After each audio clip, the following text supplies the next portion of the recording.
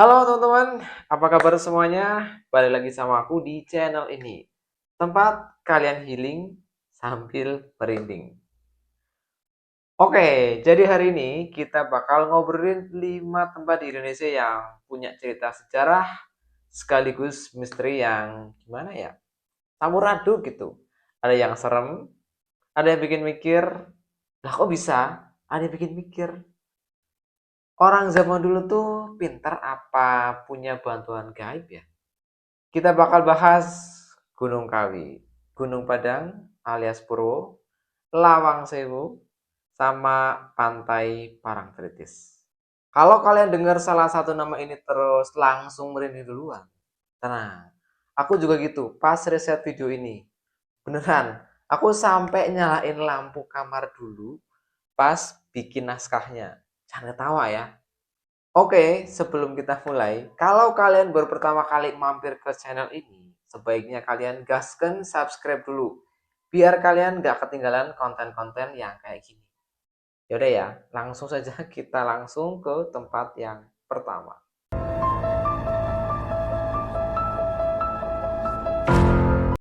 Pertama, kita ke Gunung Kawi, yang terletak di Malang, Jawa Timur. Nah, tempat ini tuh unik banget, karena reputasinya kesebar sebagai tempat pesugihan. Pada hasilnya, ini adalah kompleks pemakaman dan petilasan yang punya nilai sejarah kerajaan yang beneran dalam.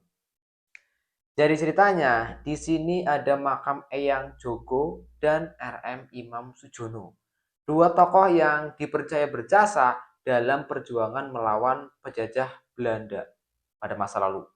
Nah, karena dianggap keramat, lama-lama berkembang cerita rakyat kalau siapa yang ziarah ke sana dengan niat dan cara tertentu bisa dapat rezeki yang berlimpah. Makanya sampai sekarang banyak banget peziarah yang datang. Bukan cuma dari Jawa, tapi dari luar Pulau Jawa. Bahkan ada yang dari luar negeri juga. Nah, ini yang bikin aku geli. Konon di sana ada pohon yang namanya pohon Dewan Daru.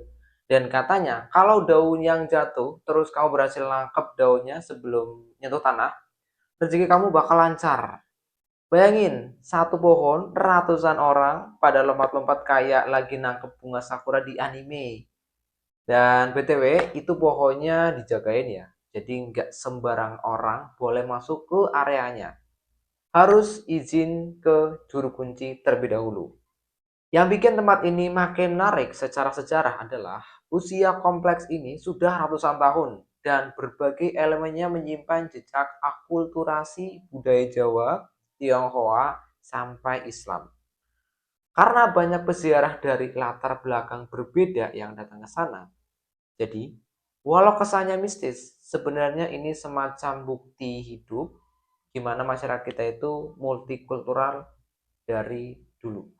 Tapi ya, katanya nih, ada aturan tak tertulis di sana. Konon, orang yang datang dengan niat buruk atau motif serakah semata, biasanya malah gak dapet apa-apa. Atau malah kena masalah setelah pulang. Entah itu cuma mitos buat ngingetin orang biar gak tamak, atau emang beneran ada penjaganya. Itu balik lagi ke kepercayaan masing-masing ya. Karena di sini aku cuma menceritakan apa yang beredar di masyarakat aja. Lanjut ke misteri yang menurut aku paling berat, yaitu Gunung Badang di Cianjur, Jawa Barat. Ini bukan gunung berapi ya, ini adalah situs Pundan Berundak alias struktur megalistik raksasa yang disusun dari batu-batu kolom vulkanik. Situs ini punya 5 teras berundak yang makin ke atas makin kecil.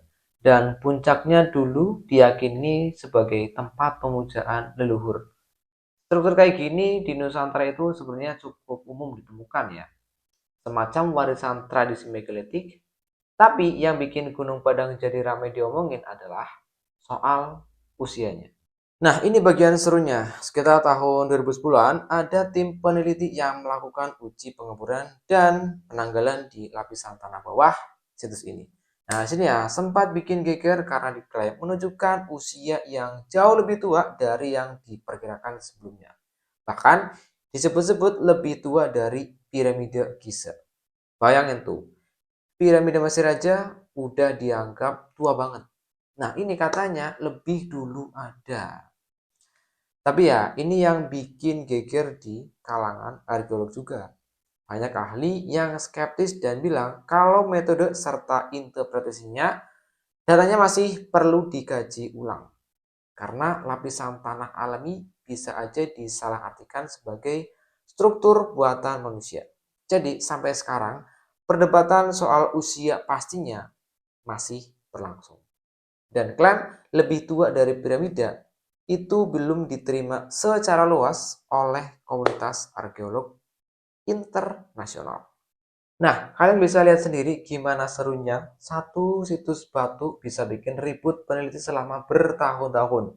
Buat aku pribadi, terlepas dari benar salahnya klaim itu, yang jelas ini nunjukin kalau nenek moyang kita udah punya kemampuan teknik yang gak main-main. Buat menyusun batu-batu besar itu jadi struktur rapi tanpa alat berat kayak sekarang. Itu nunjukin udah keren banget sih. Konon, warga sekitar juga percaya kalau situs ini nggak boleh didatangi sembarangan. Apalagi kalau niatnya buat iseng atau merusak. Ada cerita turun-temurun soal penunggu di sana yang bakal bikin pengunjung merasa nggak enak badan atau tersesat kalau kurang sopan. Ya, standar cerita rakyat kita banget lah ya. Selalu ada titipan pesan biar orang tetap jaga sikap. Sekarang kita geser ke Banyuwangi, ke tempat yang namanya aja udah bikin merinding, yaitu Alas Purwo. Purwo itu artinya awal atau permulaan, dan konon hutan ini dipercaya sebagai salah satu hutan tertua di Pulau Jawa. Bahkan ada yang menyebutnya sebagai hutan yang pertama kali muncul saat Pulau Jawa terbentuk. Filosofi banget kan buat nama hutan. Sekarang statusnya jadi Taman Nasional, tempat konservasi macan tutul, benteng Jawa, dan berbagai satwa liar lain. Tapi dibalik statusnya sebagai kawasan konservasi, Alas Purwo juga dikenal luas sebagai tempat yang sering dipakai buat bertapa atau semedi. Ada legenda yang cukup terkenal soal kerajaan Belambangan yang konon berpusat di kawasan ini pada masa lalu. Nah, salah satu titik yang paling disakralkan di Alas Purwo adalah Pancur Suci, sebuah sumber air yang dipercaya punya banyak khasiat, mulai dari awet muda sampai pembuka jalan rezeki. Makanya nggak heran kalau di malam-malam tertentu, terutama malam Jumat atau menjelang hari besar, banyak orang datang buat mandi atau ambil air di sana.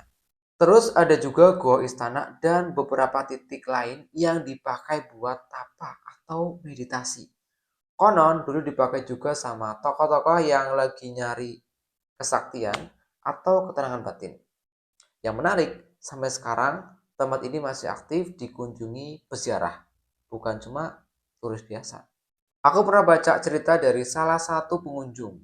Katanya dia disaranin sama juru kunci buat nggak asal ngomong sembarangan pas jalan malam-malam di sana. Soalnya katanya yang di sana suka niru suara orang buat manggil. Dan kalau kesasar ngikutin suara itu, ya susah baliknya. Serem sih, tapi ya sekali lagi itu cuma cerita turun-temurun. Entah benar, entah cuma buat efek jerak biar orang nggak sembarangan masuk hutan sendirian di malam hari. Yang jelas, kalau alasannya keselamatan, ya masuk akal juga sih.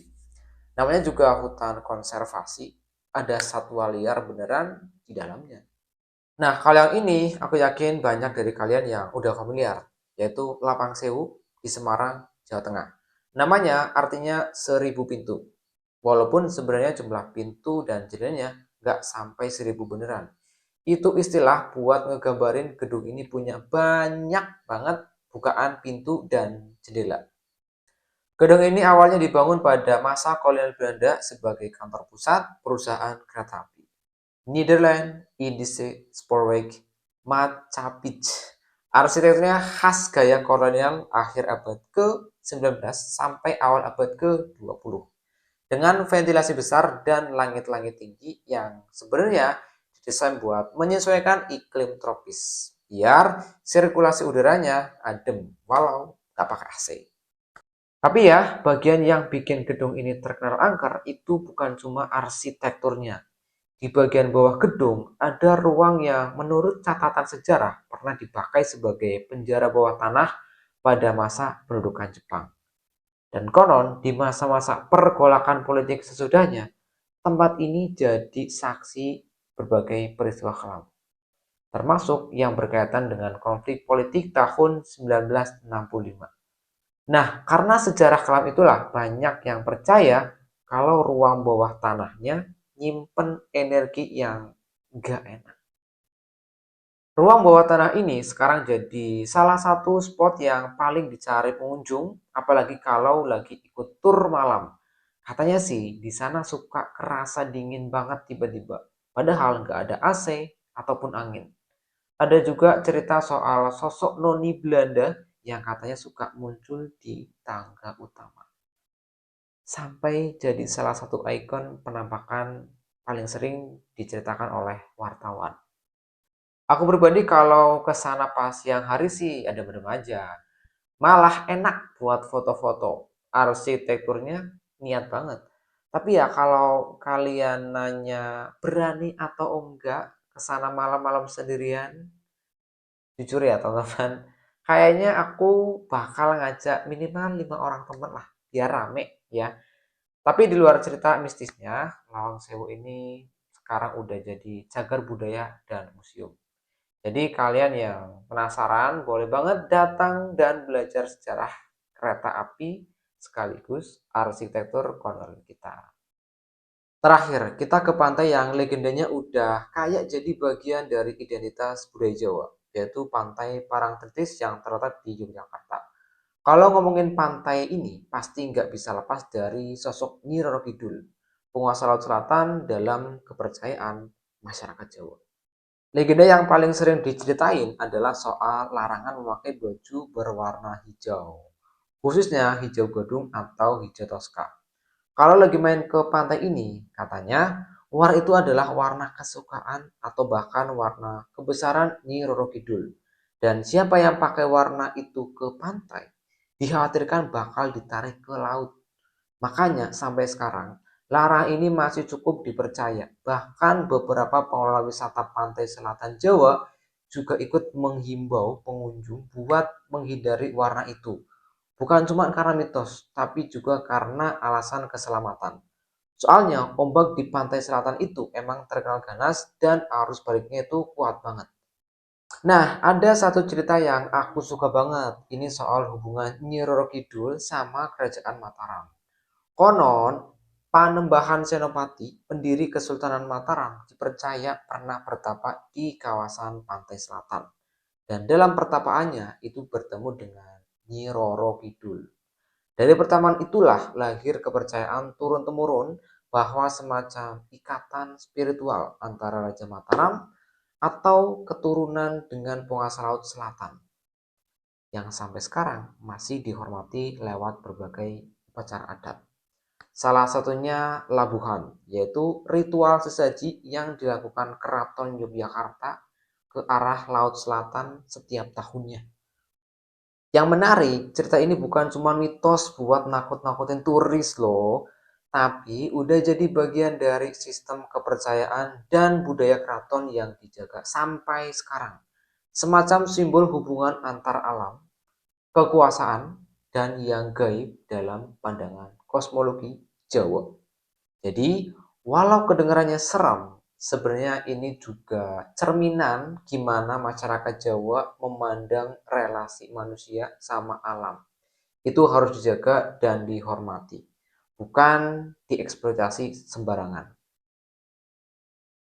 Tapi ya, di luar semua legenda itu, hal paling nyata dan paling penting buat diingat kalau kalian main ke Parangtritis adalah ombaknya emang beneran berbahaya buat berenang.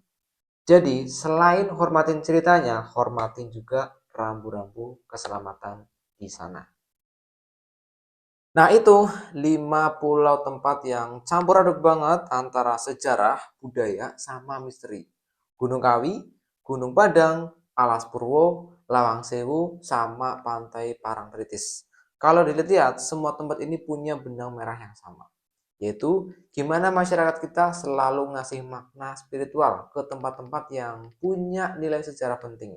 Entah itu buat ngejaga tempat biar nggak dirusak, atau buat ngingetin kita biar tetap rendah hati dan hormat sama alam serta leluhur.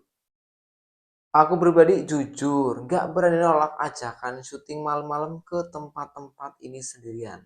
Tapi kalau bareng kalian di kolom komentar, kayaknya bakal lebih berdikit gitu ya.